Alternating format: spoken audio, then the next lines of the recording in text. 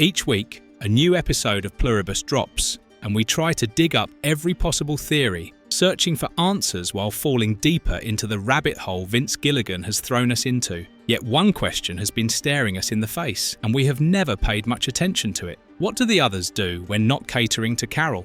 It's pretty clear that everyone's minds, all over the globe, have been mashed into a single neural network. The others can no longer make a single decision on their own, and now dance as puppets on God knows whose fingertips. They have lost all cognitive abilities and are running on just 2 brain cells, like those Madagascar penguins, whose only purpose is to do nothing but smile and obey. But then again, we know that each transformed person has been endowed with unlimited capabilities and intellect, regardless of age, and it would be interesting to check out what they might be doing with all that data bubbling in their minds when Carol is not in the frame, or for that matter, when they are not turning the world upside down to convince any unjoined people to see utility in this shared psychic connection. Let's begin. Before we go into our explanation, we have a very small request. If you like our content, please support us by subscribing to our channel. This is a small click for you, but for us, it means a lot. Thank you. Let's begin. They might be helping all the sick people in the world. Carol's little escapade in the hospital supply room, we finally got a glimpse of what the others might be doing when they are not setting up grocery stores for her or serving full meals to the Paraguayan guy, Manusos Oviedo, only for him to toss it away like a cat. In the 4th episode, Carol sneaks into the inventory room looking for truth serum and runs into a medical professional who sheds some light on how the others spend their time. The doctor, or whatever he technically is, since now everyone suddenly has the skill set of a surgeon, tells Carol that the hospital has an entire wing filled with people trying to recover from addiction. He explains in detail how the fully functioning others are helping the ones still dealing with withdrawals regain biological stability and social efficiency. When Carol casually asks him for heroin, it is the first time in the series we've seen another hesitate to give her what she wants. That says a lot, considering Zosha literally handed her a grenade in the last episode. But when the demand involved drugs, the hive mind clearly wasn't thrilled. The medic even warns her that many patients there are fighting to get clean,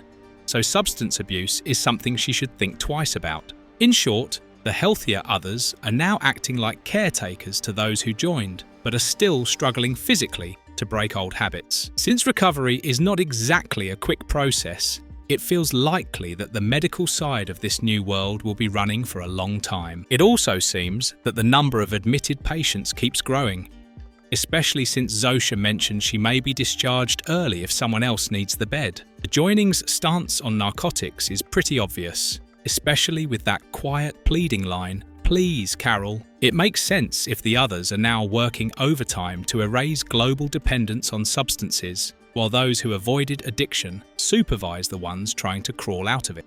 Is removing physical addiction the only thing the others do? In this unsettlingly settled world, where no one has to wake up early for work, report to a boss, or drag themselves to school because the kids already have 100 tabs open in their minds, the obvious question is, what do the others actually do all day? Now, during the first couple of episodes, we saw hordes of people cleaning the post-transformation mess, removing all the dead bodies, wiping blood on someone's front porch, basically trying to erase every sign of the disaster the joining process has caused. Once again, when the grenade wrecked Carol's house, the others were immediately put to work removing splinters and broken glass, sweeping and cleaning everything up.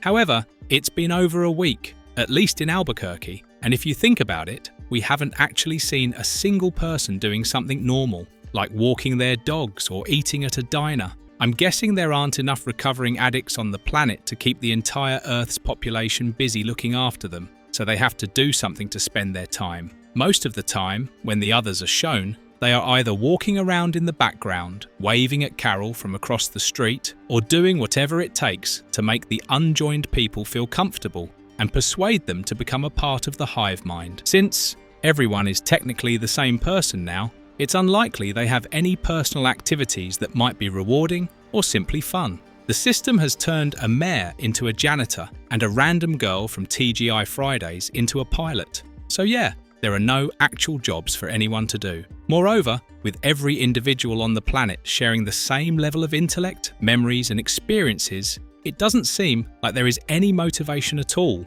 for people to live or pursue their dreams the way they once did. Another intriguing aspect of these non-functional human beings is, what would they do when Carol, Manousos, and the other unjoined people cave into this bizarre structure and the one mind game reaches its ultimate goal of being a universal phenomenon? These people are never seen conversing with one another, and the only interaction shown is between the others and Carol. If we take Carol out of that equation and put her with the rest of them, they would ideally need no verbal communication because everyone knows everything about one another. What if the others have no existence without the unjoined? I know, it sounds wild, but hear me out. Considering how sci-fi loves taking the most shocking turns these days, it is not at all absurd to think Vince Gilligan of all people would cook up something completely out of the box. If this theory holds any ground, then maybe after the joining, everyone is basically turned into a robot, not only having their intelligence drained, but possibly their souls too. They move and react like programmed units, with some unseen force running the master control panel, which would explain why they have no real purpose in the story other than hovering around Carol. And the only other unjoined person even remotely in the same mindset as Carol is the guy from Paraguay, and the others basically act like his personal butlers too. So where did this deranged idea even come from?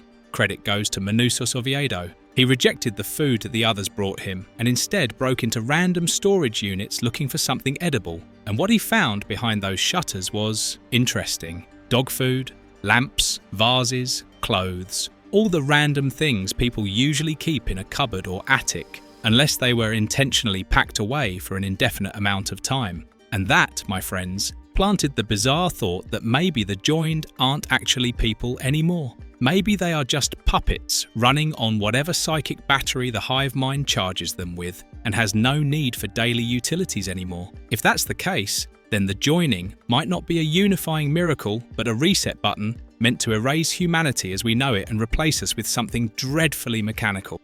Marvelous verdict. See, knowing Vince Gilligan, he is not the kind of director who likes to focus just on the poster girl. He can carry entire episodes on the shoulders of supporting characters, so it's understandable that there is a huge revelation on the cards as to why all the others, quite literally in the show, have no significant role until now. And when that happens, obviously we are going to speculate and come up with every possible explanation, because that's what fans do, right? I know, Pluribus is just 4 episodes in, and calling myself a fan of the show might be a little exaggerated, but hey, it's Gilligan. I have been a fan of that man ever since Walter White made his first batch of meth. Anyway, some people out there have not related the series much or been hooked to it, and all I can tell them is they are God's favourite, because they get to keep their brains intact and not messed with every Thursday. Let us know if you think any of these theories hold any weight. I'll see you in the next one. Bye! And if you liked our content, don't forget to leave a like and subscribe to us if you haven't already. Have a good one and be safe. Thanks everyone.